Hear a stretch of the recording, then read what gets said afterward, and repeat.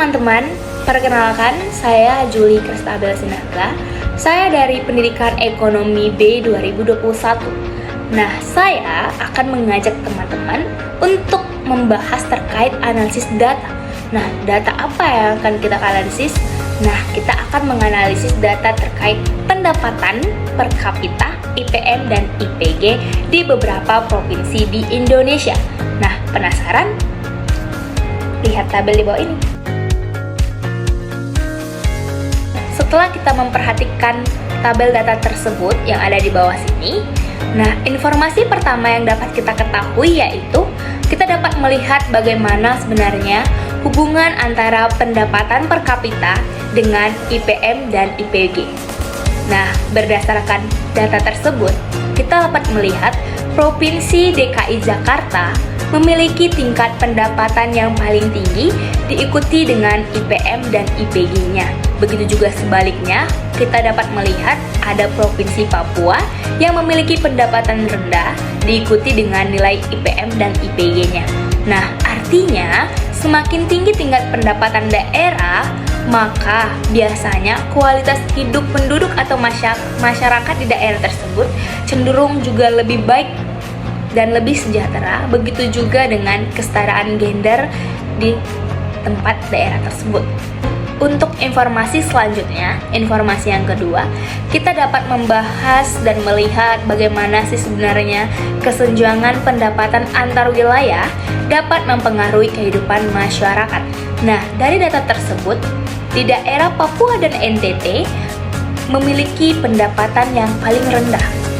Nah, karena pendapatannya lebih rendah, banyak masyarakat yang kesulitan untuk mengakses layanan pendidikan dan layanan kesehatan. Hal ini tentu sangat berpengaruh terhadap kualitas hidup mereka. Mengapa demikian?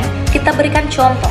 Contohnya di daerah Provinsi Jakarta, untuk mengakses layanan pendidikan dan layanan kesehatan itu sangat mudah, seperti sudah tersedianya informasi, transformasi dan layanannya lebih baik terhadap akses pendidikan dan kesehatan yang mudah diakses oleh masyarakat.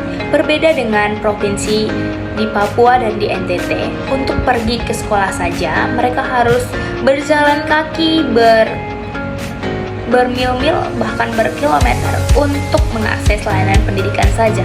Hal ini sangat menjadi perhatian pemerintah supaya pemerintah kedepannya dapat memperhatikan taraf kehidupan masyarakat di provinsi yang tingkat pendapatannya rendah. Untuk informasi selanjutnya, informasi yang ketiga, kita dapat melihat data IPG. Nah, data IPG yang rendah ini dapat menunjukkan bahwa perempuan di daerah tertinggal masih memiliki akses yang lebih rendah dibandingkan dengan laki-laki, baik dalam pendidikan, layanan pekerjaan, maupun layanan dasar lainnya. Nah, jika hal ini tidak segera diperbaiki atau ditangani oleh pemerintah, maka pembangunan di daerah tersebut akan sulit berkembang dan berkelanjutan. Mengapa demikian? Jika kesetaraan gender antara laki-laki dan perempuan tidak ditekan, maka akan sulit untuk meningkatkan kualitas hidup masyarakat di daerah tersebut. Berdasarkan informasi yang sudah kita analisis dan kita bahas, kita dapat menyimpulkan bahwa terjadi permasalahan ketimpangan antar daerah dan ketimpangan kesetaraan gender. Nah, lalu bagaimana sih sebenarnya solusinya?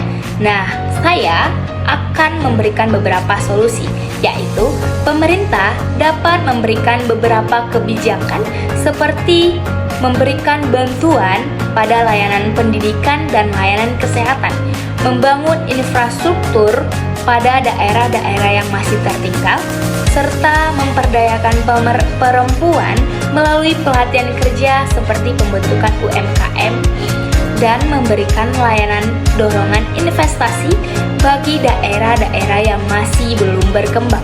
Nah, dengan kebijakan seperti ini diharapkan dapat memperbaiki kesenjangan antar daerah dan ketimpangan gender bisa dikurangi secara bersamaan. Sekian dari saya ucapkan